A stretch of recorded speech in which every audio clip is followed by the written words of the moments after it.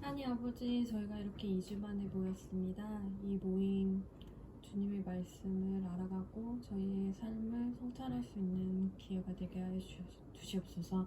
주님, 이 모임의 주관자신 주님께서 모든 것을 저희를 인도하여 주시고 저희를 가르쳐 주시고 또 저희가 말씀을 깨우쳐서 저희 삶에 잘 적용할 수 있도록 주님께서 잘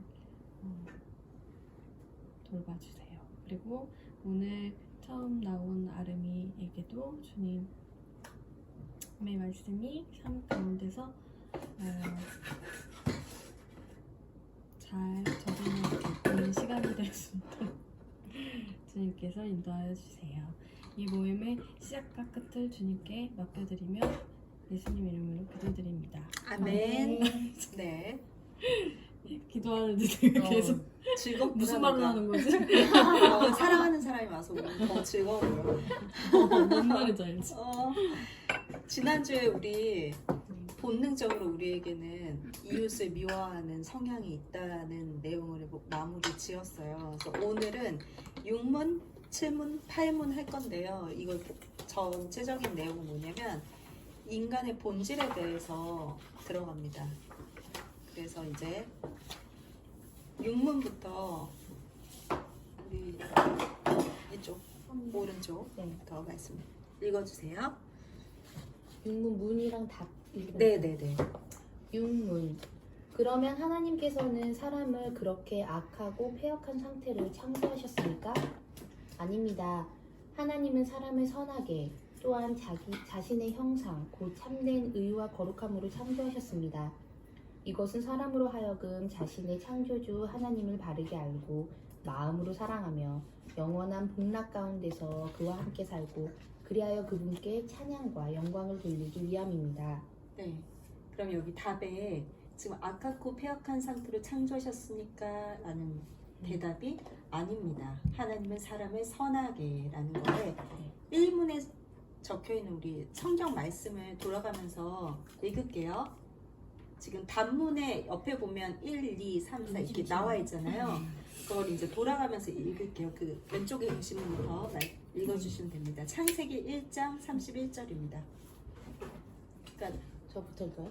이거를 같이 읽어주세요. 하나님은 사람을 선하게 이거 하고 어디에 이 말씀이 나왔는지.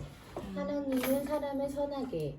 창세기 1장 31절. 하나님이 그 지으신 모든 것을 보시기에 심히 좋았더라. 저녁이 되며 아침이 되니 이는 여섯째 날이니라. 또한 자신의 형상. 창세기 1장 26절에서 27절 말씀. 하나님이 가라사대 우리의 형상을 따라 우리의 모양대로 우리가 사람을 만들고 그로 바다의 고기와 공중의 새와 육축과 온 땅과 땅에 기는 모든 것을 다스리게 하자 하시고 하나님이 자기 형상 곧 하나님의 형상대로 사람을 창조하시되 남자와 여자를 창조하시고 곧 참된 의와 거룩함으로 창조하셨습니다. 에베소서 4장 24절. 하나님을 따라 의와 진리의 거룩함으로 지으심을 받은 새 사람을 입으라. 골로새서 3장 10절. 새 사람을 입었으니 이는 자기를 창조하신 자의 형상을 쫓아 지시기까지 새롭게 하심을 받는 자니라. 시편 8장 이거 맞아요? 네, 여기까지 그다음 다 이제 나라씨. 그리하여 그분께 찬양과 영광을 돌리기 위함입니다. 시편 8장 4절에서 9절. 사람이 무엇이간데 주께서 저를 생각하시며 인자가 무엇이간데 주께서 저를 권고하시나이까. 저를 천사보다 조금 못하게 하시고 영화와 종기로 관을 씌우셨나이다. 주의 손으로 만드신 것을 다스리게 하시고 만물을 그 발 아래 두셨으니 곧 모든 우양과 들짐승이며 공중의 새와 바다의 어족과 해로에 다니는 것이니이다. 여호와 우리 주여, 주의 이름이 온 땅에 어찌 그리 아름다운지요. 요한계시록 4장 11절. 우리 주 하나님이여, 영광과 존귀와 능력을 받으시는 것이 합당하오니 주께서 만물을 지으신 자라. 만물이 주의 뜻대로 있었고 또 지으심을 받았나이다 하더라. 네, 지난주에 우리의 상태가 비참한 상태에 빠져 있다고 했잖아요. 그래서 그 악하고 폐역한 상태로 창조되었습니까? 라는 질문입니다. 그런데 아니라고 하세요. 하나님께서는 우리를 선하게 창조하셨대요. 그러면 질문은 그렇다면 이렇게 타락한 사람의 본성은 어디에서 왔습니까? 답. 우리의 시조 아담과 하와가 낙원에서 타락하고 불순종한 데서 왔습니다. 그때 사람의 본성이 심히 부패하여 우리는 모두 죄악 중에 잉태되고 출생합니다. 이거에 대한 창세기 3장 1절에서 24절 말씀 읽을게요. 이러므로 한 사람으로 말미암아 죄가 세상에 들어오고 죄로 말미암아 사망이 왔나니 이와 같이 모든 사람이 죄를 지었으므로 사망이 모든 사람에게 이르렀느니라. 그런즉 한 범죄로 많은 사람이 정죄에 이른 것 같이 의의 한 행동으로 말미암아 많은 사람이 의롭다 하심을 받아 생명에 이르렀느니라. 한 사람이 순종치 아니함으로 많은 사람이 죄인 된 것 같이 한 사람이 순종하심으로 많은 사람이 의인이 되리라. 그 다음 6번 읽어주시겠어요? 우리는 모두 죄악 중에 잉태되고 출생합니다. 시편 51장 5절. 내가 죄악 중에 출생하였으며 모친이 죄 중에 나를 잉태하였나이다. 요한복음 3장 16절. 육으로 난 것은 육이요 성령으로 난 것은 영이니. 네. 그래서 우리가 아담의 후손들이잖아요. 아담으로부터 그 사람의 본성이 드러났고 그 다음 8문 읽어주세요.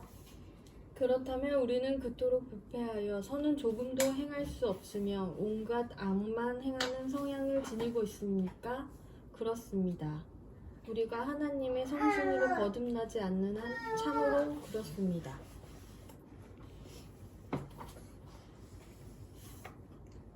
악만 행하는 성향을 가지고 있습니까? 라는 거에 대답으로 그렇습니다. 창세기 6장 5절. 여호와께서 사람의 죄악이 세상에 관영함과 그 마음의 생각의 모든 계획이 항상 악할 뿐임을 보시고 창세기 8장 21절. 여호와께서 그 향기를 흠양하시고 그 중심에 이르시되 내가 다시는 사람으로 인하여 땅을 저주하지 아니하리니 이는 사람의 마음에 계획하는 바가 어려서부터 악함이라. 내가 전에 행한 것 같이 모든 생물을 멸하지 아니하리니. 욥기 14장 4절. 누가 깨끗한 것을 더러운 것 가운데서 낼 수 있으리이까? 하나도 없나이다. 이거는 사도행전인가요? 사도행전 53장 6절. 우리는 다 양 같아서 그릇 행하여 각기 제 길로 갔거늘 여호와께서는 우리 무리의 죄악을 그에게 담당시키셨도다. 디모데 맞죠? 디도서. 네. 디도서. 우리도 전에는 어리석은 자요 순종치 아니한 자요 속은 자요 각색 정욕과 행락의 종노릇한 자요 악독과 투기로 지낸 자요 가증스러운 자요 피차 미워한 자이었으나 네, 우리가 하나님의 성신으로 거듭나지 않는 한 참으로 그렇습니다. 라는 거에 대해서 읽어주시겠어요? 그렇습니다. 참으로 그렇습니다. 요한복음 3장 3절 5절. 예수께서 대답하여 가라사대 진실로 진실로 내게 이르노니 사람이 거듭나지 아니하면 하나님 나라를 볼 수 없느니라. 예수께서 대답하시되 진실로 진실로 내게 이르노니 사람이 물과 성령으로 나지 아니하면 하나님 나라에 들어갈 수 없느니라. 고린도전서. 그러므로 내가 너희에게 알게 하노니 하나님의 영으로 말하는 자는 누구든지 예수를 저주할 자라 하지 않고 또 성령으로 아니하고는 누구든지 예수를 주시라 할 수 없느니라. 고린도후서 3장 5절. 우리가 무슨 일이든지 우리에게서 난 것 같이 생각하여 스스로 만족할 것이 아니니 우리의 만족은 오직 하나님께로서 났느니라. 네. 그럼 지금 가지고 있는 책 있잖아요. 요 책에 어떤 내용으로 서술하시는지 한번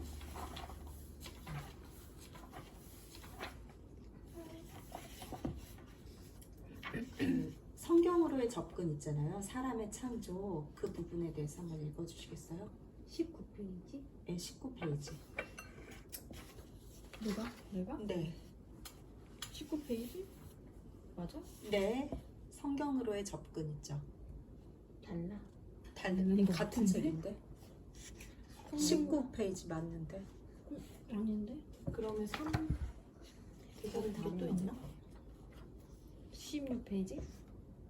다른 거 어쨌든 다시 제3 할게요. 인간의 이거 인간의 창조와 타락.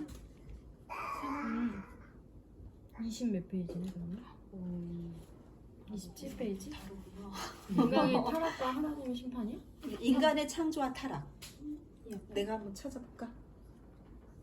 여기다. 다르다. 21페이지. 하나님은 인간을 선한 존재로 창조하셨으나 인간은 자신의 의지로 하나님의 명령에 불순종 타락하고 죄를 짓는 존재가 되었다.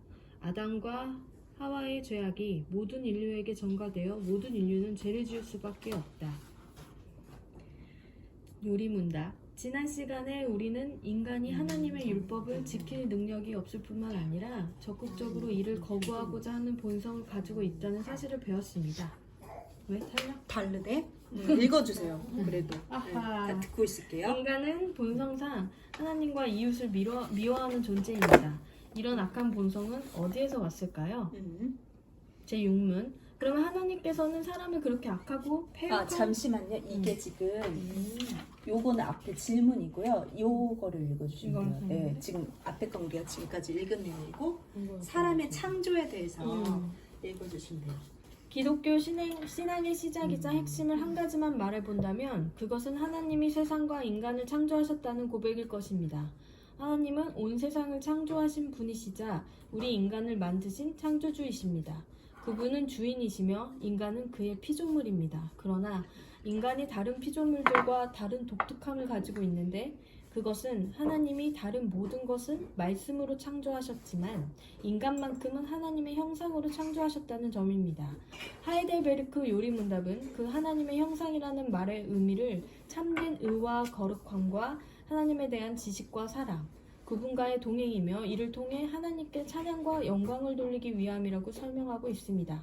인간은 원래 이렇게 하나님의 형상을 닮은 선한 존재로 창조되었습니다. 네, 1번 질문 읽어주세요. 하나님은 인간을 창조하신 후 보시기에 심히 좋았다. 창세기 1장 31절이라고 말씀하고 계십니다.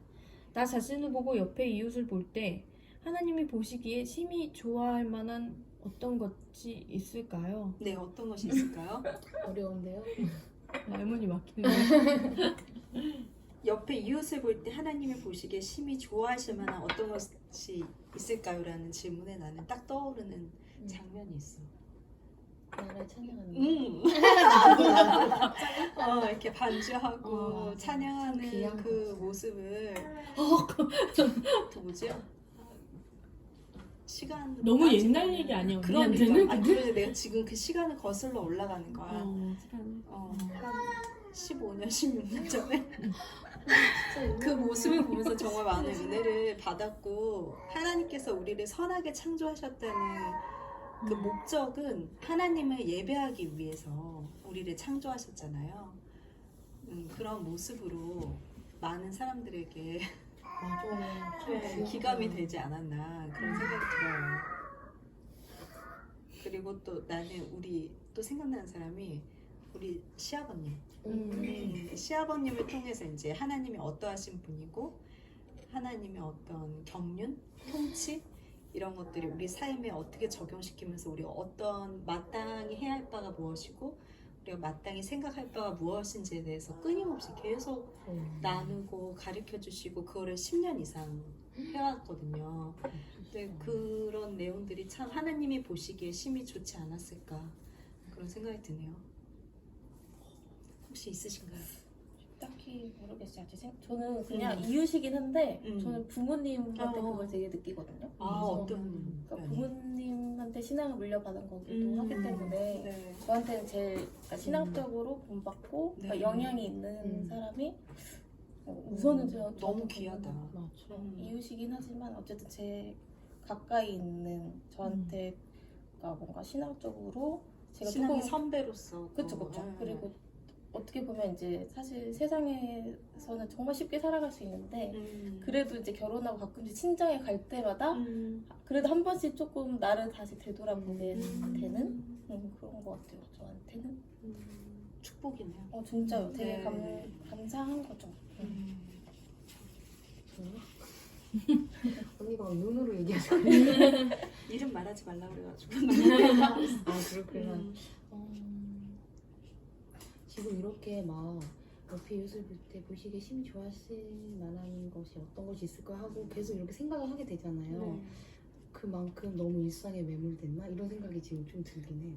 막 뭐 코로나 때문에도 그렇고 교회도 많이 못 갔고 그다음에 결혼하기 전이랑 그럴 때는 늘상 하는 대화들이 이런 게 어쨌든 주의를 셀모도 하고 그럼 이런 것도 많이 있고 그러면 옆에 뭐 나라도 그때 그랬고 세런들도 각자의 위치에서 치열하게 하나님의 자녀로 이렇게 살아가려고 하는 모습들을 나누던 때가 있었는데 지금은 내가 그냥 애기 키우고 거기 일상에 너무 이렇게 매몰돼가지고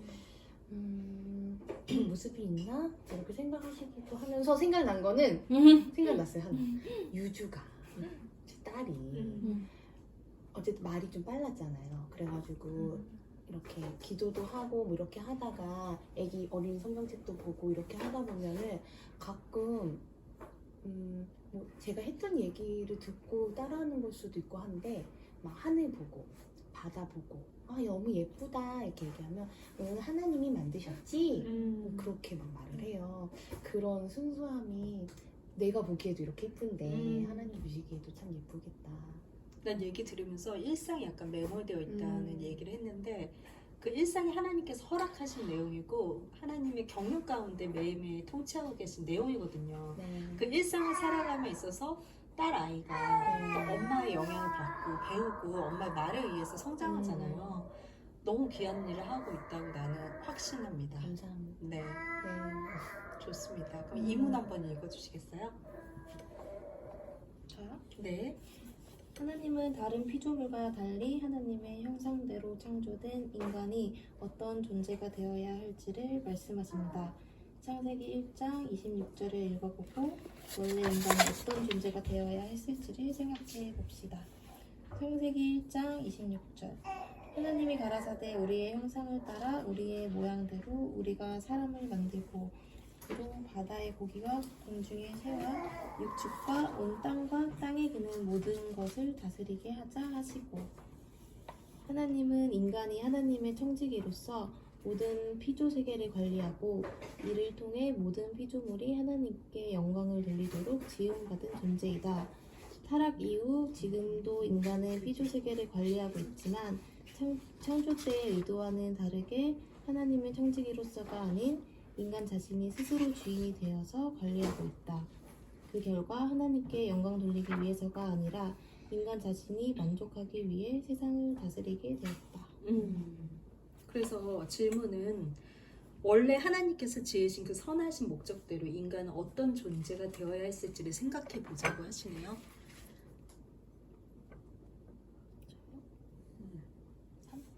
저기 2번에 우리가 이제 질문을 받았으니까 생각해보고 한 번씩 나눠봤으면 좋겠어요. 네. 자, 어떤 거를 나눠야 될지 좀 더 자세히 설명해 주시겠어요?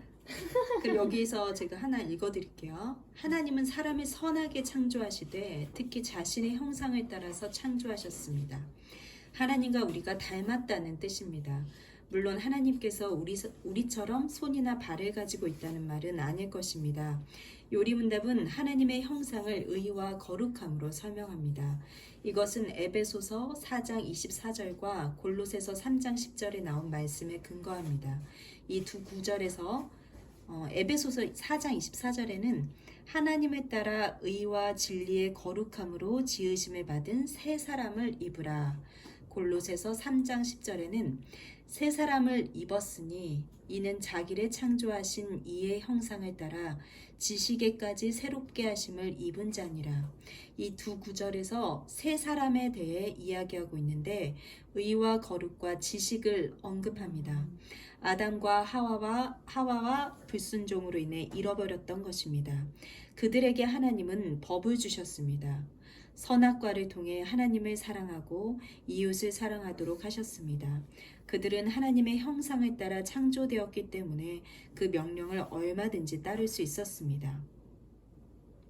하나님께서 사람을 그렇게 창조하신 목적에 대해서도 요리문답은 간략하게 답을 제공합니다. 창조주 하나님을 바로 알고 마음으로 사랑하며 영원한 복락 가운데서 그와 함께 살고 그리하여 그분께 찬양과 영광을 돌리기 위함입니다. 이것이 하나님께서 인간을 창조하신 목적입니다. 하나님의 형상으로 창조되었기 때문에 우리는 하나님을 알 수 있고 그분을 사랑할 수 있고 그분과 함께 살면서 하나님께 찬송과 영광을 돌리게 됩니다. 이것이 인간이 존재하는 이유입니다. 왜 사니에 대한 대답입니다. 네. 그러니까 원래의 목적, 원래 인간이 어떤 존재가 되어야겠냐는 질문에 그래서 답을 해주셨어요. 창조주 하나님을 바로 알고 마음으로 사랑하며 영원한 복락 가운데서 그와 함께 살고 그리하여 그분께 찬양과 영광을 돌리기 위함입니다. 3번 제가 읽을게요. 성경은 하나님의 형상대로 지음받았다는 의미를 우리에게 가르쳐주고 있습니다. 지금 우리가 읽은 내용이에요. 에베소서하고 골로새서 넘어갈게요. 4번 인간은 하나님의 형상을 따라 지음받았습니다. 하나님이 자신의 형상으로 인간을 만드신 목적이 무엇인지를 시편 8장 6절과 요한계시록 4장 11절을 통해서 확인해 봅시다. 거기 나와 있나요? 네, 읽어주실래요? 시편 8장 6절 주의 손으로 만드신 것을 다스리게 하시고 만물을 그 발 아래 두셨으니 요한계시록 4장 11절 우리 주 하나님이여 영광과 존귀와 능력을 받으시는 것이 합당하오니 주께서 만물을 지으신지라 만물이 주의 뜻대로 있었고 또 지으심을 받았나이다 하더라. 인간의 창조 목적은 첫 번째로 주님이 만드신 모든 것을 다스리는 것이고 두 번째로 하나님께 영광과 존귀와 능력을 돌리는 것이다. 네. 인간의 타락한 본성에 대해서 한번 짚고 넘어갈게요. 인간의 타락한 본성. 이렇게 하나님의 형상에 따라서 선하게 창조된 피조물이 인간은 그 피조물의 자리에서 하나님께 순종하지 않고 자신의 욕심에 따라 살아가는 타락한 존재가 되었습니다. 선악과를 따먹지 말라는 하나님의 명령을 거부하고 그것을 따먹어 불순종했습니다. 그 죄악은 아담과 하와의 후손들인 모든 인류에게 전달되어서 모든 사람들이 함께 타락하여 불순종하는 존재가 되었습니다. 네, 우리가 잘 알고 있는 내용이잖아요. 아담과 하와. 그 죄의 엄청난 영향력에 대해서 여기서 말씀해 주시는데 죄는 두 가지 결과를 낳았다고 해요. 첫째는 벌이 있습니다. 하나님은 자신의 법을 어기는 자를 그냥 두시지 않습니다. 만약 그렇다면 의로우신 분이라고 할 수 없습니다. 하나님은 자신의 법을 어기는 자들에게 사망의 벌을 주십니다. 그러므로 사망은 인간에게 원래 자연스러운 것이 아니라 심판의 결과입니다. 아담이 타락하지 않았다면 죽음은 이 세상에 존재하지 않았을 것입니다. 둘째는 부패가 있습니다. 죄로 인해 우리 본성이 부패해서 하나님을 싫어하게 됩니다. 인간으로 태어나는 모든 이들이 부패 속에서 태어났고 그 결과 죽음에 이르게 됩니다. 즉 사람은 단순히 나이가 많아서 죽는 것이 아니라 본성이 부패해서 썩기 때문에 죽는 것입니다. 나아가 모든 사람은 기본적으로 악을 행하게 됩니다. 원래 하나님께서 인간을 창조하셨던 목적에 부합하는 삶을 살지 못합니다. 하나님을 알고 사랑하고 교제함으로써 그분을 찬송하고 영화롭게 하는 일을 전혀 하지 못하게 된 것입니다. 정반대로 세상을 좋아하고 자기 중심적으로 살아가게 되었습니다.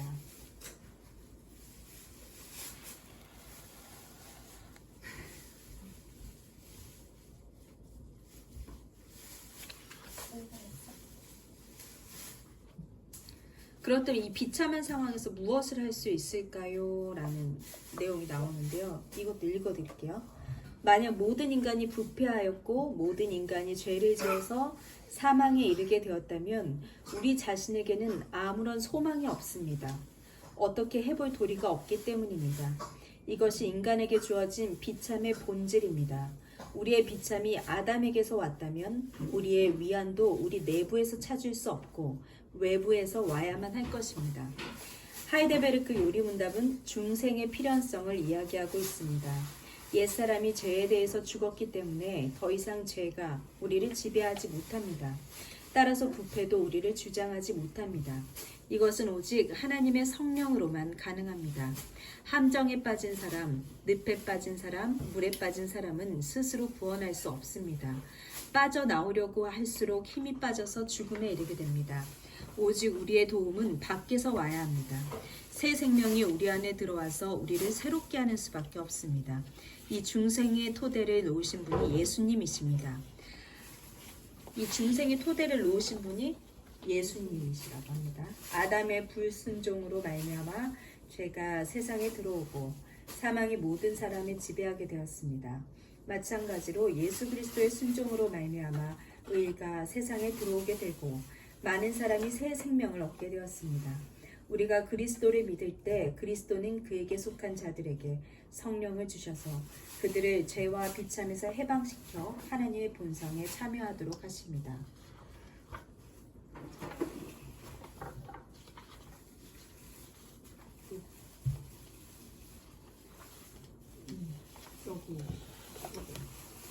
죄를 지은 인간. 네네네. 죄를 지은 인간의 상태. 이렇게 타락한 자의 후손인 우리들은 아담과 하와의 범죄 안에서 같이 타락하고 죄를 짓는 존재가 되었습니다. 우리 인간은 부패했으며 선은 조금도 행할 수 없고 악으로만 가득한 존재입니다. 이를 전적 타락 또는 전적 부패라고 합니다. 우리 안에는 그 어떤 선도 없습니다. 1. 인간의 악함은 날마다 더해져서 어제보다 오늘이, 오늘보다 내일이 더 악한 존재가 되는 것이 아닙니다. 인간은 선악과를 먹은 이후 즉시 타락하고 범죄한 존재가 되었습니다. 창세기 6장 5절은 역사의 초기부터 인간이 그런 악한 존재였음을 고발하고 있습니다. 찾아서 읽어보고 어떤 이야기가 전개되는지 확인해 봅시다. 창세기 6장 5절 여호와께서 사람의 죄악이 세상에 가득함과 그의 마음으로 생각하는 모든 계획이 항상 악할 뿐임을 보시고. 이 내용을 자기 모습에 비춰서 한번 고백하는 시간 가져봤으면 좋겠어요.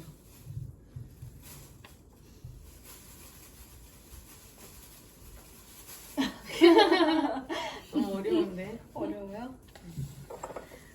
나 같은 경우는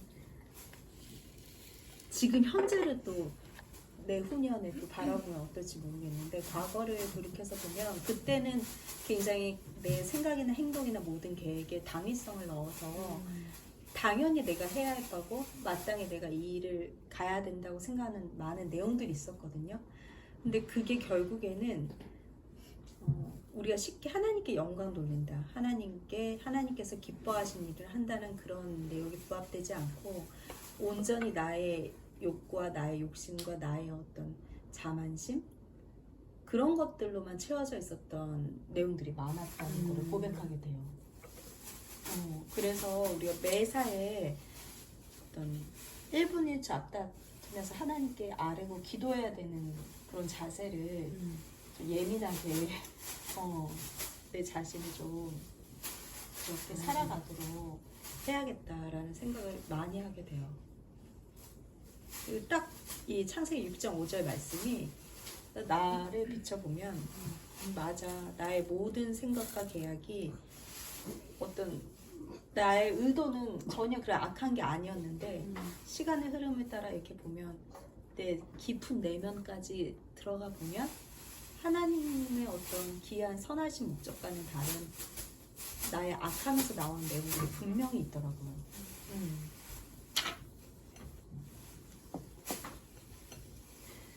근데 궁금한 건 그럼에도 불구하고 그 일들이나 이런 게 다 하나님의 섭리 아닙니까? 그 하나님께서 섭리 가운데서 또 깨닫게 하시는 거죠.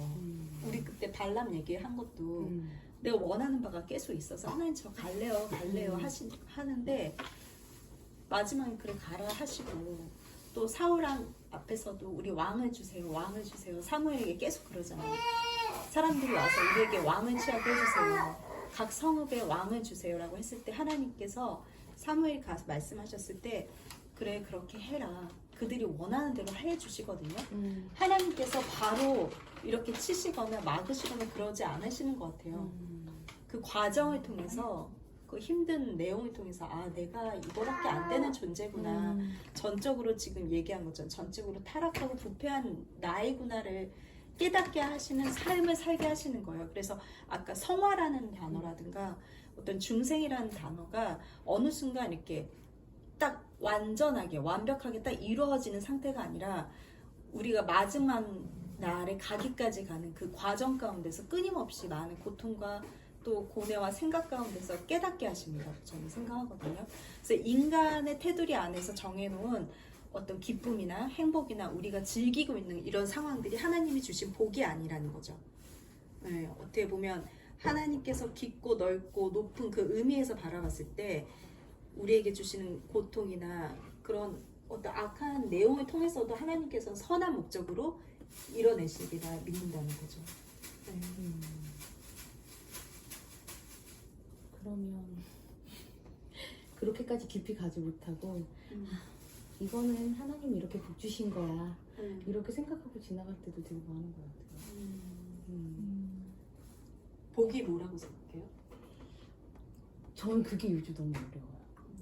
인간으로 느끼는 복과 하나님이 보시기에 내가 너에게 복되다 하는 게 분명히 다를 수 있는데 아 그게 같았으면 좋겠다 하는 것도 있고 뭐 제 남동생이나 막 이렇게 봤을 때도 아 남동생이 자기가 이렇게 신앙생활 하면서 마음을 잘 지키고 그렇게 가는 거는 정말 너무 응원한 일인데 교회랑 신앙생활 그 외적으로 직장생활이라든지 약간 세상의 기준으로 잣대로 이렇게 보면 그냥 미안하지만 별 볼 일 없어 보이고 그런 게 있어서 아 나도 이렇게 이중 잣대가 있구나, 하나님 얘가 이렇게 복되게 이렇게 해주세요라고 기도는 하지만 그 복이 내가 생각하는 복이가 아닐 때가 있어요. 그래서 그거를 이렇게 맞추는 게 알지만 어려워요. 네.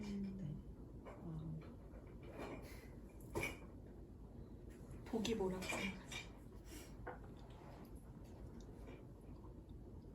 뭐라고 생각하세요?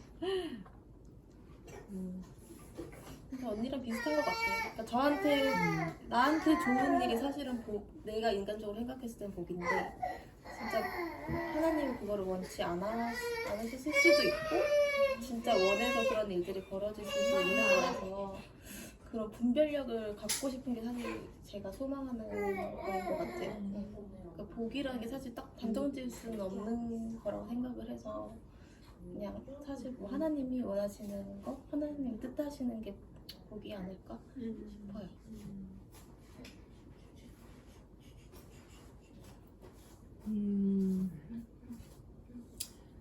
그 삶이 좀 세상 기준에 이제 좀 편해지다 보면 내려놓지 못할 때가 사람들이 이제 나 자신조차도 많아지고 내가 싱글일 때 생각을 해보면 아 내가 내일 당장 죽어도 하나님 앞에 천국을 갈 거야 라는 그리고 나를 어떠한 선교지에 놓고 내 달란트를 다 쓰고 죽으라고 해도 나는 너무 자유할 것 같아 라는 그런 내려놓음에서 정말 올 수 있는 마음들이 있었는데 사실 결혼을 하다 보면 결혼을 하니까 마음속에서 내가 나도 모르게 내려놓지 않게 되는 것들이 생겨나면서 그 기준점 가운데 내가 어떻게 바로 서야 하나, 내가 정말 아브라함이 이삭? 아니 누구지? 아들을 이제 첫째 내어놓으라고 했어. 이스마엘 아니지?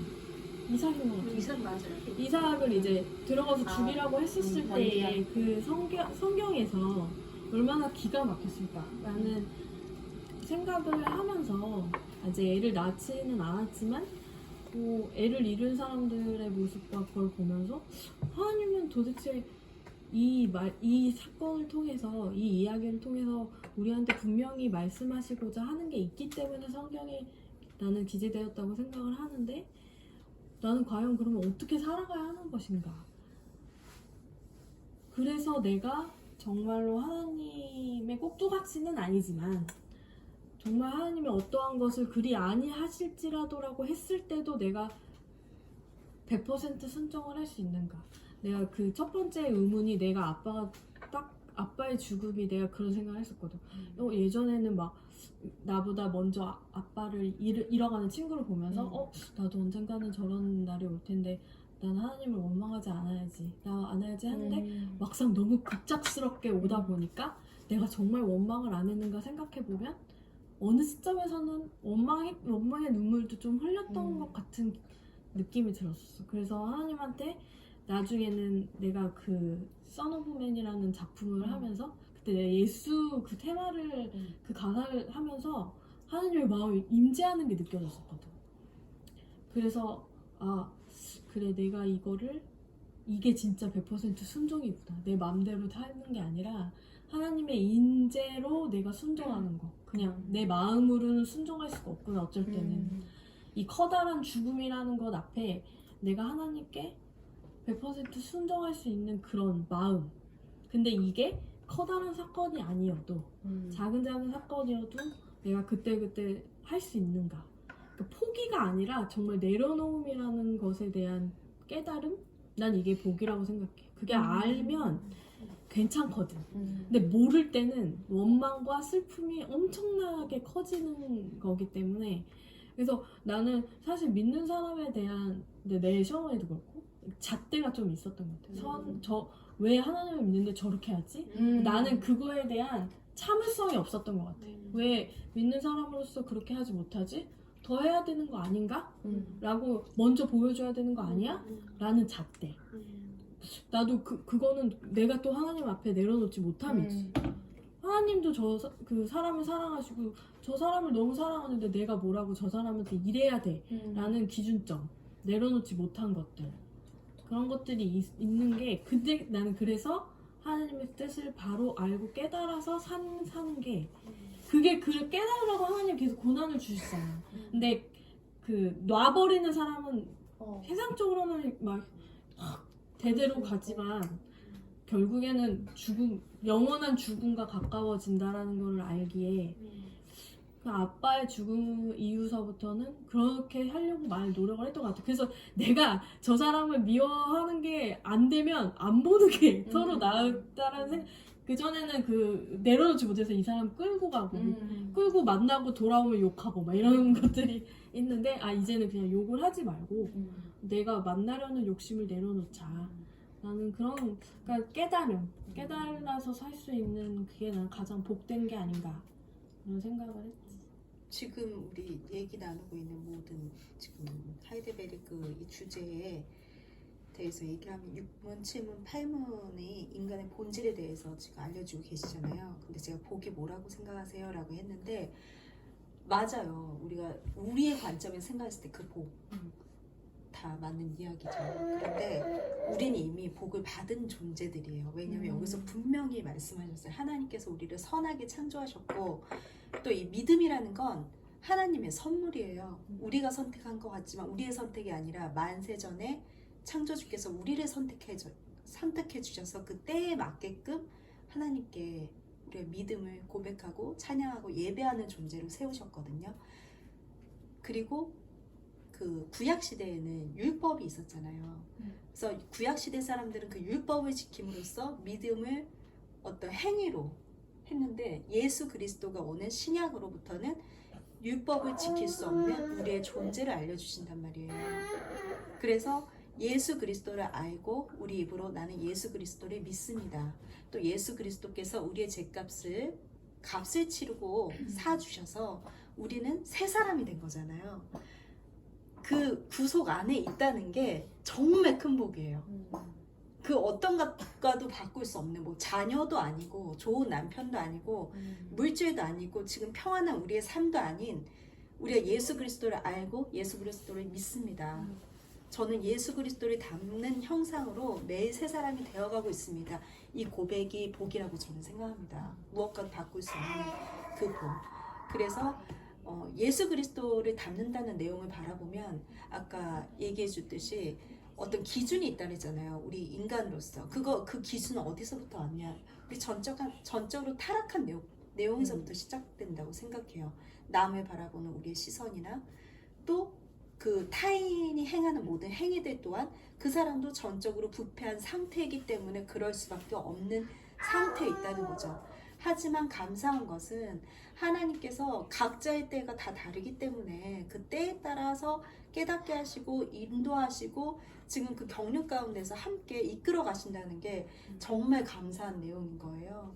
그래서 뭐 참 어려운 일이긴 하지만 남을 비판하고 뭐 판단하고 뭐 부지불식간에 그럴 수 있지만 그게 중요한 게 아니라 우리가 있는 자리에서 이 성경이 말해주시는 이 성경 안에 하나님은 어떠하신 분이고 이 어떠하신 하나님을 알아가고 예수 그리스도에 닮는 형상을 사는 오늘이 마지막인 것처럼 사는 게 복된 하루가 되지 않을까 그런 생각을 하게 됩니다.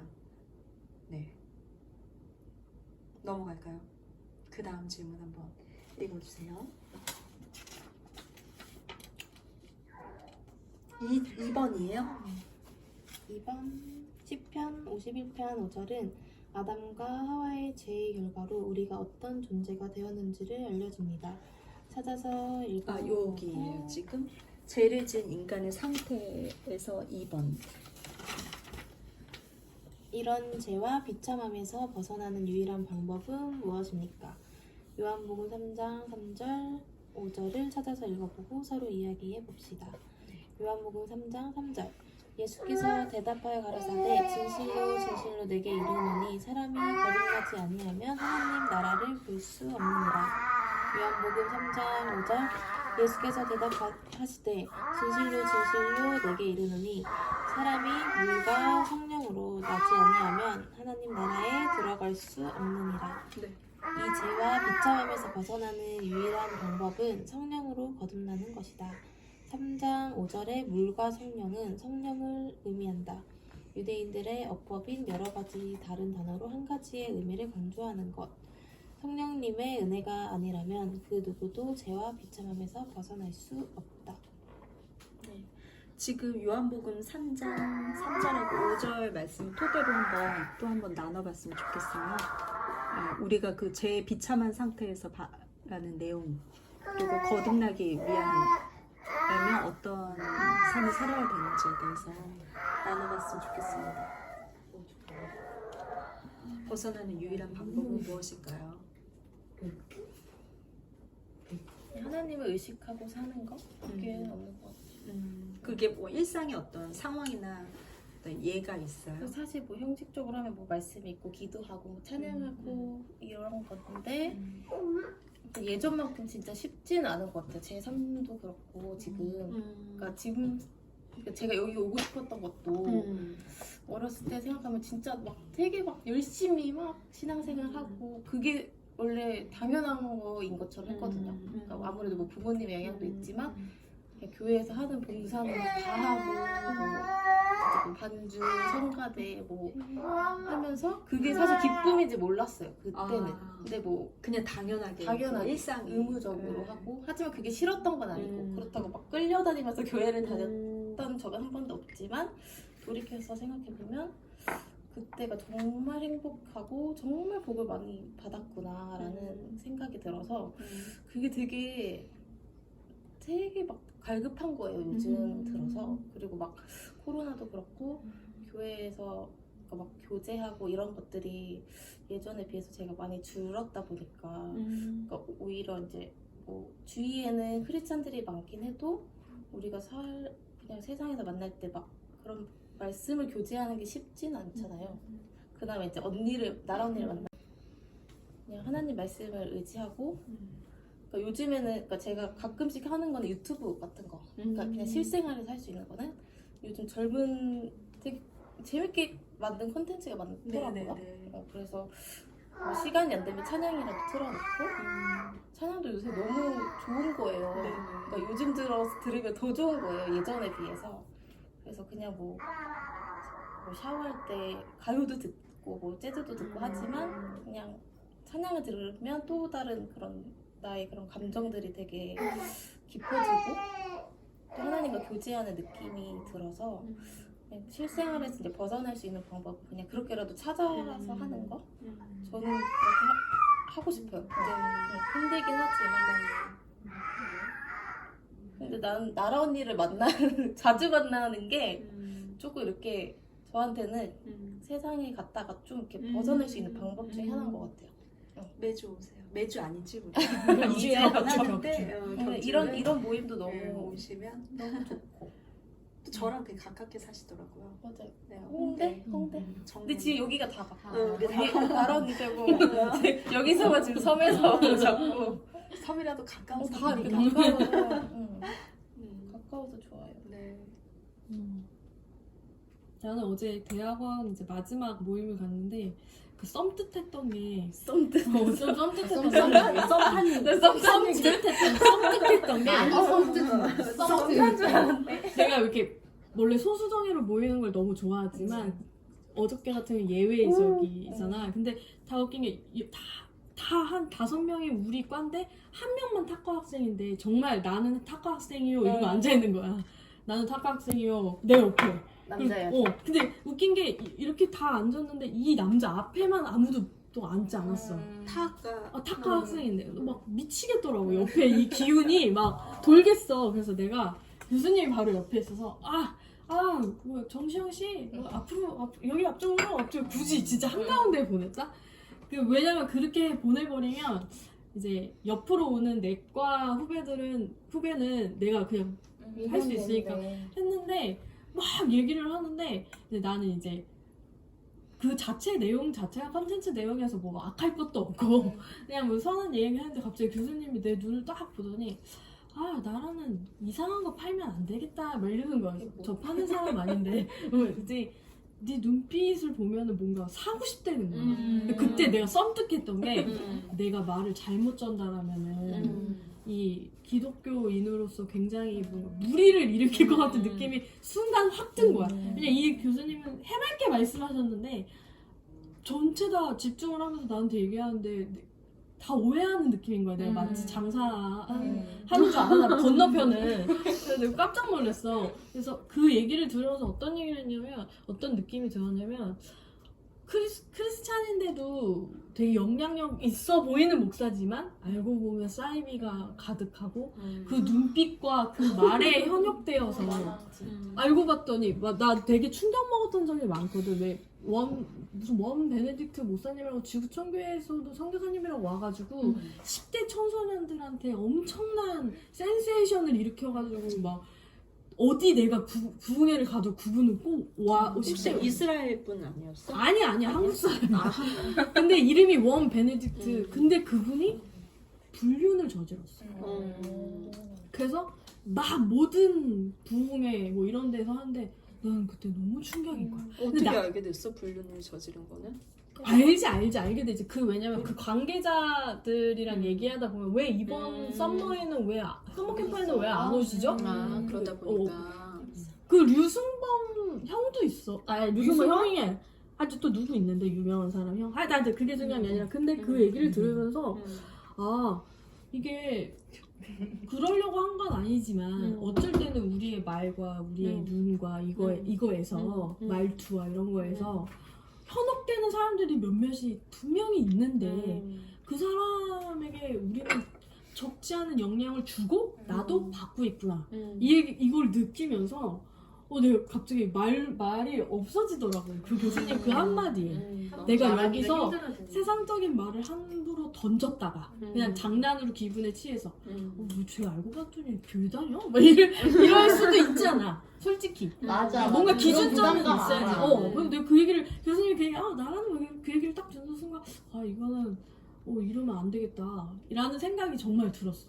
그래서 하나님이 우리를 어디에 분명히 쓰시려고 말씀을 보게 하시고 하는데 내가 항상 그랬거든.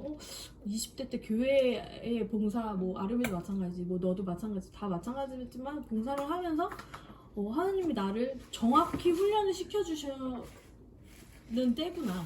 그리고 나서 세상 가운데 나갈 때는 중요한 기준점을 가지고 할 수 있구나 하는데 어저께 딱 그 얘기를 듣는 순간 그거 내가 지금 누군가에 영향력을 주고 있는 것도 생각했지만 나도 모르게 누군가에게 세상적인 영향을 받고 있는 거는 아닐까라는 생각을 갑자기 하게 되더라고. 그래서 나의 잘못된 그 기준점을 흐트러뜨리게 하는 그것들이 뭐 있을까. 근데 또 사실상 얘랑 나는 그런 사람을 상대해야 되는 그런 어차피 영향을 줄 수밖에 없는 직업군을 선택을 했기 때문에 언젠간 그런 일을 계속하는 사람들인데 우리가 여기에 모이게 하면 하나님이 어떠한 정확한 기준점을 주시기 위해서가 아닐까라는 생각을 하게 되더라고. 어저께는 정말 그런 걸 느끼고 왔었지. 이 모임 처음에 하자고 했던 이유가 가끔 만났잖아요. 가끔 만나면 사는 얘기 해요. 사는 얘기 하다가 끝나요. 근데 그것도 좋은데 그 코로나19처럼 우리 한 사람이 예수 그리스도의 영향력으로 누군가한테 이렇게 예수 그리스도를 우리가 고백하고 복음을 전할 때 코로나는 저리 가라죠. 정말 이 한 사람이 변화되고 이 사람이 가정에 가서 또 남편에게 아이에게 이렇게 하는 내용의 말과 우리의 태도나 저 사람이 정말 전 요즘에 그런 생각해요. 전도라는 거 어디 가서 하나님은 진짜 사랑이셔. 하나님 믿으면 너 천국 가. 뭐 이런 내용이 아니라 우리의 전적으로 타락한 그 죄성을 내가 고백하는 거예요. 그래서 그 상대방이 들어준다면 귀를 열고 들어준다면 그것부터가 시작인데 가까운 사람이라면 혹은 뭐 시부모가 될 수도 있고 남편이 될 수도 있고 나를 보면서 쟤는 어떻게 이런 상황에 저런 말을 할 수가 있지? 쟤는 어떻게 이런 상황에 저런 행동을 할 수 있지라는 생각의 시작으로 말미암아 예수 그리스도를 믿기 때문에 좀 다른 건가? 라고 의문을 갖기 시작하는 거. 그게 정말 그 말씀을 아예 모르는 사람들 있잖아요. 초신자도 아니고 아예 신앙이 없는 사람들이 봤을 때 그들의 기준은 말씀이 아니란 말이에요. 자기 자신이지 기준은. 자기가 좋아하고 즐기는 게 기준인데 나라면 저게 절대 안 될 것 같은데 쟤는 어떻게 시부모한테 저렇게 저런 말과 행동을 할 수 있지? 그게 어디서부터 출발이 되는 거지라는 의문을 갖는 거. 정말 어렵지. 네, 그게 정말 우리가 이웃을 또 사랑하고 우리가 말 한마디라도 지금 말한 것처럼 말 한마디라도 우리가 나이 들어가면서 사실 조심하게 되고 또 어쩔 때는 침묵을 갖는 게 오히려 더 복된 상황이 될 수도 있거든요. 그래서 그런 생각을 하게 되고 왜 우리 청년 때 그런 얘기 많이 했어요. 뭐 술 먹는 거 회사 생활하면서 어떻게 해야 돼요? 그런데 명확한 것 같아요. 그냥 하나님께서는 거룩되게 구별되게 원하세요. 예. 근데 우리끼리는 뭐 맥주 한 잔, 와인 한 잔, 포도주 삼아 먹을 수 있지만 믿지 않는 자가 봤을 때는 뭐야? 저 교회 다니는데 왜 저 따위야? 그런 얘기 하거든요. 그리고 저희 친정 오빠도 믿는 사람이었지만 야 너가 그러고도 믿는 사람이라고 할 수 있어? 이런 얘기 몇 번 들은 적 있거든요. 근데 그때는 미약하였죠. 저의 상태나 생각이나 가치관이나. 근데 그때 뭐야 나 믿는 사람이야? 나 교회 다니는 사람이 이랬는데 지금은 오빠가 그 말했던 거 합당하다. 나의 행동을 보면 그래 믿는 사람으로서 내가 구별되어 살진 않았다 라는 고백을 하게 돼요. 그래서 그 비참한 상태에서 우리가 나오기 위해서는 어떻게 해야 될까라는 생각을 해보면 거룩되게 구별되어야 된다는 건 참 어려운 것 같아요. 머리로는 쉬운데 그 하와를 생각해보면 그 많은 열매 중에서 선악과를 따먹지 말라고 하잖아요. 근데 내가 하와라고 생각하잖아? 그거를 내 삶에 딱 적용해보면 나 이거 하나만 진짜 따먹으면 내 삶이 너무 행복할 것 같아. 뭐 예를 들어서 뭐 직업이라고 치면 맞아 나 저 직업 쟁취하면 내가 저것만 도전해서 이루기만 하면 나 너무 행복할 것 같아. 그런 것들이 일상에 너무 많은 거예요. 근데 그거를 내가 선택하기 이전에 이게 하나님께 영광 돌리고 있는 내용인가라고 내가 한 번쯤 생각해 봤나? 했을 때는 아닌 거야. 전적으로 나 자신에 맞춰서 내 기준에 맞춰서만 생각하는 거예요. 그게 또 뭐 아이를 키울 때라든지 또 아이들에게 훈육을 할 때라든지 또 남편과 교제를 통해서도 확연히 드러나요. 모든 일상의 다반사에서 내가 하나님의 영광을 위해서 이 사람에게 말을 하고 있나? 이 사람을 바라보고 있나? 생각해보면 참 아닌 경우가 많더라고요. 그래서 난 전적으로 부패했구나 라고 고백이 나오더라고요. 비참한 상태에 빠져있구나 라는 생각이 들어요. 그래서 나는 정말 예수 그리스도가 아니면 그리고 이 성경에 쓰여져 있는 내용들이 아니면 무엇으로 살아가야 될까라고 고민해보면 복되다는 게 느껴져요. 또. 나 진짜 하나님의 그 인치심의 그 테두리 안에 내가 이렇게 감싸 안음을 받고 있다는 것 자체가 너무 감사해요. 때론 하나님이 유기시켜버릴 때도 있었겠죠. 내가 너무 고집스러운 상태여서 깨닫게 하시니까 그게 참 감사하더라고요.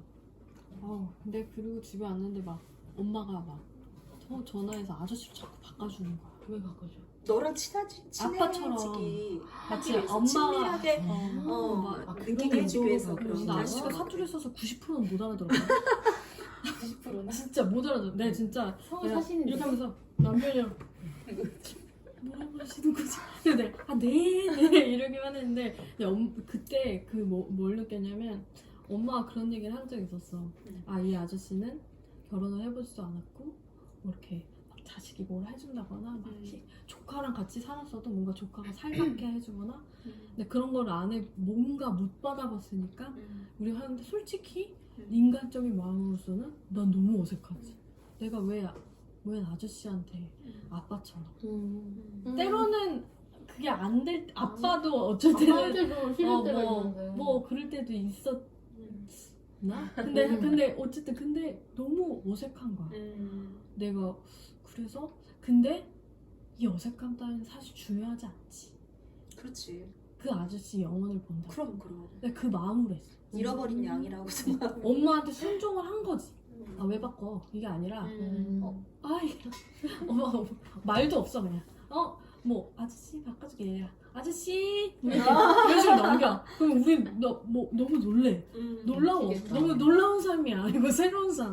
그럼 이제 아저씨 안녕하세요 막 이러면서 하이톤 빡 올려가지고 약간 예수 믿으세요 이런 것처럼 그러다 보면 이들 가족이 이런 게 있나 보다 라고 언젠가는 엄마 그런 얘기를 한 적이 있거든.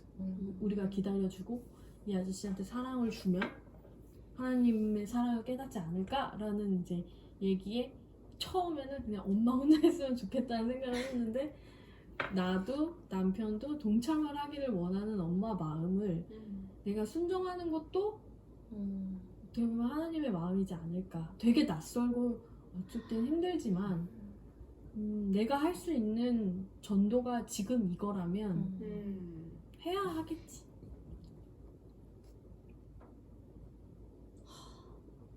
이 시댁 가서 어떻게 살아야 하나 지금 우리 시댁도 믿지는 않아. 그런 생각이 들었는데 지금도 잘하고 있죠.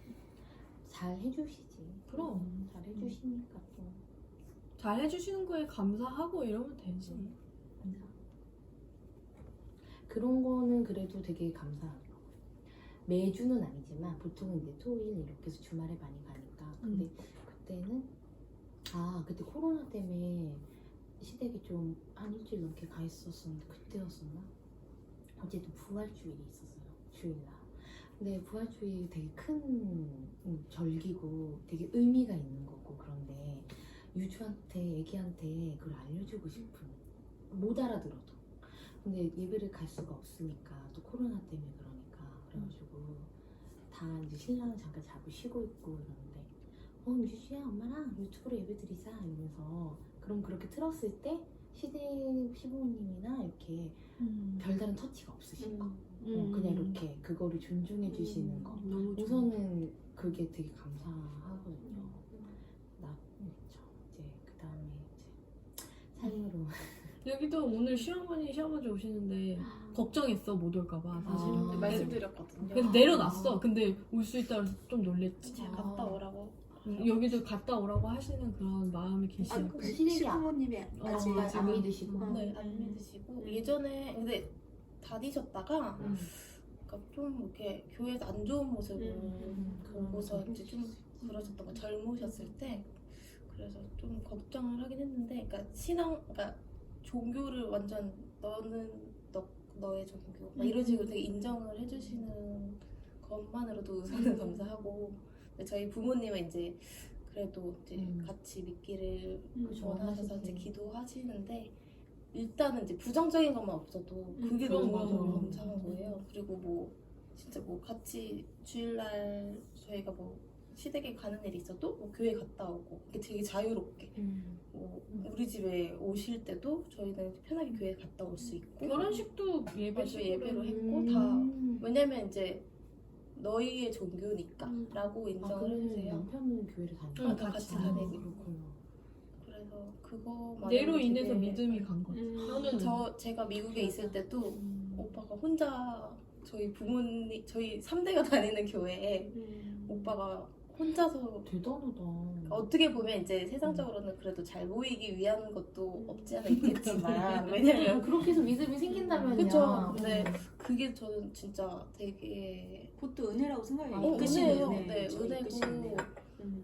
제가 없음에도 불구하고 갖는 게 쉽진 않네요. 그럼요. 제가 반대로 생각하면 만약에 어머니가 절에 다니시는데 오빠가 맞아, 맞아. 군대에 갔어. 맞아. 근데 내가 막 매주 막 어머니, 인사드리러 아버지, 외갓집 뭐 할머니 절에 있는데 다녀? 나도 절에 따라가야 하는 게 사실 진짜 쉬운 게 아닌데 그때 되게 많이 성장을 했어요. 그래서 지금 이제 같이 다니고 되게 감사해요. 귀한 자리를 진짜 감사해요. 하나님께서.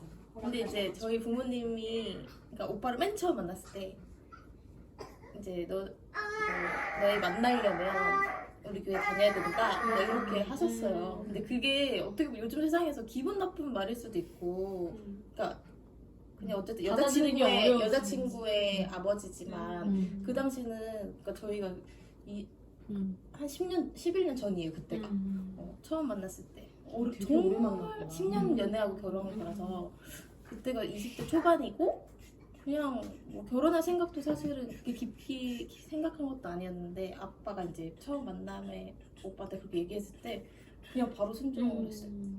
아, 네 다음 주부터 가겠습니다. 근데 그런 남자 없어. 그래서 부모님도 되게 그러니까 겉으로만 대답했을지언정 되게 예뻐 보였던 거죠. 근데 하나님도 그 마음을 아시지 않았을까 싶은 거예요. 그리고 바로 그 다음 주부터 이 얘기 들으면서 부모님의 신앙이 정말 귀하다는 생각이 들어요. 왜냐면 우리 그리스도인들 중에 삶과 계속 타협하면서 그 상황에 맞춰서 인간이 바라보기에 좋은 방향으로 말을 한다거나 그렇게 되는 경우가 많은데 부모님께서 그 믿는 성도의 자리에서 딸 아이를 결혼시킬 때 이렇게 좋게 막 이렇게 할 수도 있는데 어떤 원칙이 맞아요. 있으신 거잖아요. 말씀 안에서 그런 게 거룩되게 구별된 삶이라고 저는 생각해요. 그래서 우리가 삶의 어떤 상황이나 이런 것들을 막 타협하면서 하는 게 아니라 협상하듯이 하는 게 아니라 딱 원리 원칙이 이미 성경에 정해져 있고 우리가 어떻게 살아가야 하는지 명확하게 말씀하시기 때문에 그런 것들을 예민하게 우리 또한 생각하면서 살아야 되지 않나. 그런 것들이 우리가 비참한 상태에서 조금 이렇게 나올 수 있는, 벗어날 수 있는 유일한 방법, 예수 그리스도를 생각하면서 살아야 되는 거라고 저는 생각을 해요. 그래서 오늘 일단은 마무리를 이렇게 하면 될 것 같아요. 사실 질문이 하나 여기 더 있는데 우리가 얼마나 죄를 짓는 존재인지 다음 주에 죄 지은 거에 대해서 얘기를 하는데 우리 이제 2주 만에 만났잖아요. 처음 만났고 혹시 우리 2주 동안 지내면서 내가 이렇게 내 모습 비춰봤을 때 죄 이렇게 짓는 되겠다. 이렇게 죄 짓는 성향으로 드러났었다 이런 내용이 있을까요? 맨날 죄짓는 것 같아요. 생각으로 뭐 남을 미워할 수도 있고 진짜 왜 왔어 막 이런 것도 있고 또 있을 거예요. 나 남편한테 그렇게 짜증을 내. 어. 그러면 형부가 이렇게 얘기한다? 너무 편한가 남편이? 아니 형부가 이래. 자기 나한테 왜 이렇게 짜증내?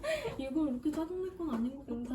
막 이렇게 얘기를 할 때마다 너무 미안해. 그러면서 내 모습이 너무 싫어. 그럼 이제 나도 모르게 나 같은 여자 만나서 이런 그런 것도 하지 말래. 그런 것까지가 안 가? 너? 할 말이 없어. 왜 화내는 거야? 그러니까 그게 답답해. 내가 약간 완벽주의 어떤 성향이 그분의 있잖아. 반응이 답답한 거야? 완벽주의 성향이 있어서 내가 매실을 40kg 담았잖아. 근데 이게 음. 까딱하면 곰팡이가 생기거든. 어. 근데 이게 그걸 막 예민해지는 불리고 거야. 엄청 예민해지잖아. 이 계획이 있는데 이 정성을 망칠 수는 없고. 그랬는데. 그리고 그것뿐만이 아니라 예를 들면 뭐 이거를 가져와야 되는데 이거 말고도 딱 정말 본능적으로 이거를 생각해야 되는데 정말 요것만 갖고 와. 이럴 땐 막 너무 화가 나. 설명을 좀 해줘봐. 예를 들어서 너와 같다고 정말 생각이 안 예를 돼. 들어서 이런 거 아니야? 밥 먹어야 되니까 숟가락 좀 갖고 와. 그럼 당연히 젓가락 좀 챙길 줄 알았는데 숟가락만 갖고 와. 약간 이런 거 아니야? 아니야, 그거보다 더 어이없어? 아니 그러니까 내 말은 비슷한 이 비슷한 정도의 예인데. 우리가 생각할 때는 기본이라고 근데 나도 생각하는데. 모르게 왜 센스가 없어? 막 이런 거 있잖아. 그래. 왜 이렇게 센스가 없어? 왜 아니 이것도 해야지. 그 지금 벌써 기억 안 나는 거 보니까 별거 아닌 일인데 내가 그렇게 짜증 내는 모습을 보면서 그래. 너무 미안한 거야. 음. 그런데 그날 또 엄마가 전화 와서 내가 너를 돈으로 키우지 말고 말씀으로 키우지 왜 그걸 나한테 또 얘기해. 그러면 나는 그날 이미 내가 좀 마음이 내가 왜 이럴까 라고 있는데 마치 엄마가 나를 잘못 키워서 그 백투포켓을 빡 주니까 내가 아니 나도 그래도 연결이 되는구나, 교회에서 너가. 살았고 막 이러면서 갑자기 막 대변을 하는 거야. 인정을 해야 되는데 근데 이제 엄마의 그 의미는 뭔가 종선이 내 오빠를 봤을 때 얘가 너무 뭔가 엄마가 대화를 했는데 뭔가 세상적이었다 이 얘기지. 근데 지금은 이제 너무 성인이 돼서 내가 어떻게 해야 하나 이 얘기를 나한테 토로한 건데 너무 싸잡아서 얘기를 하니까 나를 얘기하는 건 줄 알고 또 나는 제 발이 저린 거지. 내 모습을 보니까 이런 게 있지 않나 라는 생각이 들어서 그래서 자꾸 한약을 때려 먹이려고 그래. 나를 자꾸 떨어뜨리자. 이거 딱 황당되는 거 있잖아. 자꾸 왜 그래. 내가 그만 먹고 싶다 그랬거든. 근데 남편이 아니야 이거 먹으면 달라진다는 거야. 그래서 내가 남편한테 좀 미안하다고 했어. 내 모습이 왜 이러는지 모르겠고 이러고 싶지는 않다. 그래서 되게 미안하지. 되게 자연스러워 보여 나는. 왜냐면 결혼 전에는 어디 가나 우리가 칭찬받아요. 어디 가나 환영받고 그냥 너무 특별한 존재 이 한 여자가 그런 존재로 지내다가 결혼을 딱 하면서 왜 결혼을 하면 2명이 살지만 4명이 산다고 하잖아요. 성인 아이, 우리 어린 아이, 그 심리적인 아이와 우리가 성인 된 상태 4명이 사는데 거기서 정말 밑바닥까지 보게 되고 이 둘만의 일뿐만 아니라 각 가정, 친정과 시댁에서 일어나는 많은 일들로 파생되는 문제들로 말미암아 거기서 반응한 나를 바라볼 때 아까 맨 처음에 돌아갔을 때 내가 바라는 그 당위성이 다 들어가 있는데 또 이렇게 멀리서 내 자신을 관망하면 절대 그렇지 않은 상황이 많아요. 근데 제일 어려운 게 지금 말한 것처럼 그런 나를, 잘못된 나를 내가 잘못했구나 이거 인정하는 게 정말 오래 걸려요. 근데 그게 이제 끊임없이 앞으로 찾아오겠죠. 예전에는 사과를 안 하고 막 비관하는 거 있지. 정말 상대방 비관하고 왜 나 같은 여자 만나서 이렇게 고생을 하고 그것도 하나요. 그런 거 있잖아. 그런 거를 쉴들 치는 거예요. 작년 내내 했더라고. 넌 왜 나를 선택했어? 막 이런 거. 내가 3번 거절했잖아. 이런 얘기까지 해가지고. 난 원래 이런 여자야. 그거 안 된대잖아. 그거 안 된대잖아. 그래서 원래 이런 여자는 18년도에 끝냈는데 지금은 바로 미안하다 그랬지. 진심으로. 정말 그게 미안해. 내가 왜 정말 그러지? 귀한 거죠. 앞으로는 조금만 더 참아볼게. 막 이런 거. 근데 바로 사과하니까 남편도 예전이랑 좀 다른데? 이런 맞아. 느낌으로 한약을 그러면서 빨리 먹으라고. 그렇게 내가 잊어버리면 그렇게 전자레인지 대표와. 근데 이제 그런 거에서 내가 이제 타인을 보면서 되게 나중에는 남편도 나한테 막 뭐라고 한 적이 있었어. 남편도 이제 참다 못해. 막 왜 나한테 그렇게 화를 내? 왜 나를 이게 뭐라 그러지? 존중해주지 않고 왜 사랑을 주지 않아라고 나한테 얘기를 하는데 아 내가 이 사람을 진짜 마음을 아예 상하게 했구나 나의 행동이 아예 기분이 조금 나쁜 정도가 아니라 너무 상처를 줬구나라는 생각에 이게 어떻게 보면 하나님이 이 남편을 통해서 나한테 얘기하고 싶은 부분이 아닐까. 내가 되게 극단적이래. 극단적이라는 말은 누구의 표현이야? 대부분의 피셜이야. 남편한테도 들었고 이게 네가 이렇게 감정이나 이게 이렇게 주파가 너무 나보다 한 높잖아. 14살 많은 사람들이나 이런 사람들이 나를 보면 와 너는 되게 친한 사람들한테는 엄청 스윗한데 너무 완전 중간이 없대. 그 너무 극과 극이라는 거야. 그걸 좀 좁혀보면서 살았는데 남편한테는 그게 좀 나올 때도 있더라고. 그게 뭔가 마음에 안 들 때는 극단적인 모습이 나오는 너무 편한 상대니까. 그러니까 그러니까 엄마한테도 그렇고 그- 오히려 어느 정도 라인이 있는 사람한테는 이렇게 맞아. 그런 근데 스윗한 내가 모습이 나오는데. 라인 있는 모습 뭐 사람한테도 아니다 싶으면 되게 극단적으로 간다는 거야. 그러니까 중간 지점으로 가야 되는데 되게 돌이킬 수 없게 간 때가 있었어. 그걸 많이 살다 죽이긴 보면 그럴 수 했는데 있죠. 근데 몰랐어. 그 음. 모습을 몰랐는데 사람들이랑 그게 친한 사람들이 왜 이렇게 근데 너 이런 거는 좀 이런 거 얘기하기 되게 어렵잖아. 근데 좀 이런 거는 근데 나한테 그런 말을 해줄 때 그냥 되게 자연스럽게 받아들였어. 아 내가 이런 극단적인 게 있구나. 못 받아들이는 사람이 대부분이잖아. 내가 언제? 뭐 이런 거. 근데 갑자기 생각나는 사람이 있죠. 아니에요. 내가 깨닫게 되더라고. 그래서 그 중간 지점을 찾는 게 내가 얘를 보면서 얘가 힘들어하는 친구가 있어. 근데 그럼에도 감싸주는 모습이 있더라고.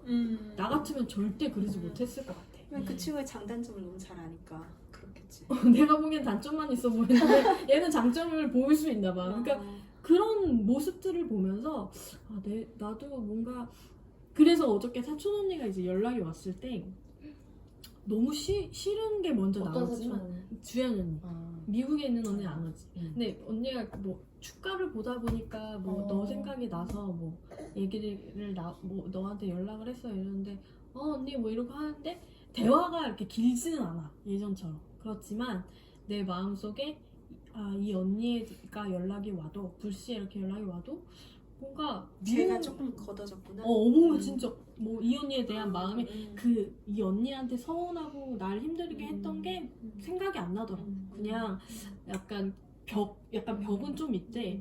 이렇게 조금 언니 얇아졌어? 뭐 그렇게 해가지고 이런 게 되게 필요하지 않나. 요게 중간 지점이 아닐까. 뭐 그런 생각을 했지. 그래서 어떻게 얘기가 여기까지 왔는지 모르겠지만 어쨌든 그렇지.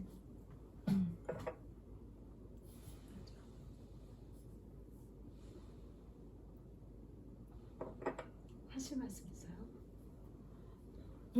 기도를 하다 보면 밤에 이제 유주 재우고 그럴 때 기도를 하면 왜 기도가 이제 회개 기도부터 원래 시작 감사하고 회개하고 찬양하고 뭐 간구 약간 이런 게 있잖아요. 그러다 보면은 언니가 얘기한 것처럼 내가 무슨 죄를 지었나 이렇게 생각해 볼 때가 있어요. 애기 재우면서 근데 또 그렇게 큰 죄를 지은 것도 없는 것 같고 난 지금 집에서 애만 키우는데 내가 뭐 회사에서 일하면서 너무 열받아가지고 사람한테 쌍욕을 한 것도 아니고 근데 그렇게 하면서 가끔 내가 죄를 짓고도 뭘 지었는지 모를 정도로 많이 둔감해졌나? 우린 무뎌져 있죠. 많이 무뎌졌구나 그런 생각도 하기도 하고 그러면서 최근에는 되게 좋아졌는데 한때 막 언니한테 그때 한창 우리 영종도 가고 그럴 때 얘기했을 때 제가 감정 컨트롤이 안 돼가지고 애기한테 조금 이렇게 잘 좋게 얘기를 해야 하는데 욱하니까 욱해가지고 막 엉덩이도 찰싹하기도 하고 막 그런 게 죄라고는 할 수 없지만 약간 죄라고 해야 되나요? 그러니까 이런 식으로 내 일상에 지금 뭐가 죄일까? 막 이런 식으로 생각을 하게 될 때가 있어. 근데 그건 있겠네요. 맨날 이게 죄네요. 맨날 기도로 하나님을 알고 싶어요. 응? 하나님을 더 알고 싶어요. 기도하면서 말씀과 기도하는 삶을 살고 싶어요. 그런데 맨날 넷플릭스 봐요. 그리고 맨날 웹툰 봐요. 거기서 메시아를 봐. 그럴까? 그래야겠다. 나 이제 보던 거 끝났는데 메시아를 봐야겠다. 그니까 왜 나보다 하나님보다 더 사랑하는 게 우상인데 나를 더 사랑하고 하나님을 알고 싶다고 하면서 다른 거를 보고 있고 하나님을 알려고 사실 시간과 노력을 투자하지 않고 있는 나를 알잖아요. 나는 지금은 그게 가장 큰 죄인 것 같아요. 네. 왜냐면 또 일하면 일한다고 시간 없다고 하고 일하고 나서 묵직해서 나 워킹맘인데 퇴근해서 애기 봐야 되는데 그럼 나 녹초야. 뭐 할 시간 없어. 뭐 큐티할 시간 없어. 언니 되게 큰 죄네요. 이렇게 얘기하니까 뭐 큐티할 시간 없어. 그러고 있는데 아니 근데 어저께 그 교수님이 이제 15주 마무리 하는데 이 타과 학생한테 질문을 한 거야. 우리가 스토리텔링이란 뭐에 대해서 배웠죠? 했는데 이야기요? 라고 얘기한 거야. 서사나 담화 이 얘기가 나와야 되는데 스토리를 거의 그냥 한국말로 이야기요. 바꾼 거잖아.